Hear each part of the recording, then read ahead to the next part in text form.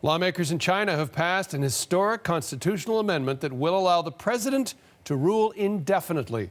CBC's Asia correspondent Sasha Petrusik joins us now with the details. So, Sasha, big news out of China. What happened in Beijing today?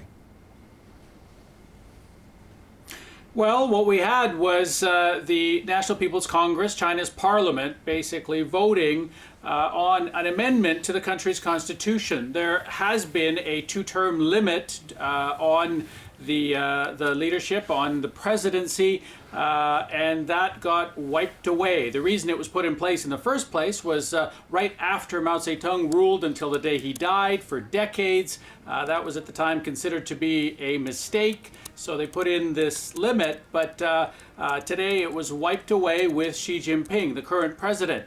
What happened in the Great Hall of the People was that Xi Jinping stood up and took his orange ballot, walked across and placed his vote for this constitutional amendment, and almost 3,000 of the delegates did exactly the same thing.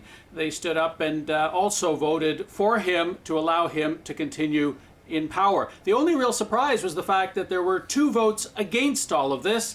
That is a surprise because this is a body known for rubber stamping pretty much everything that comes down from the leadership. Still, observers worry when a leader the size of a country like China has this sort of now unchecked power. What has the reaction been? Well, observers in China, in this case, the surprising thing was that the observers turned out to be many Chinese. You know, over the past 2 weeks, John, I have been watching the censors in China frantically trying to pull off negative comments about this change in the Constitution off of China's closed internet.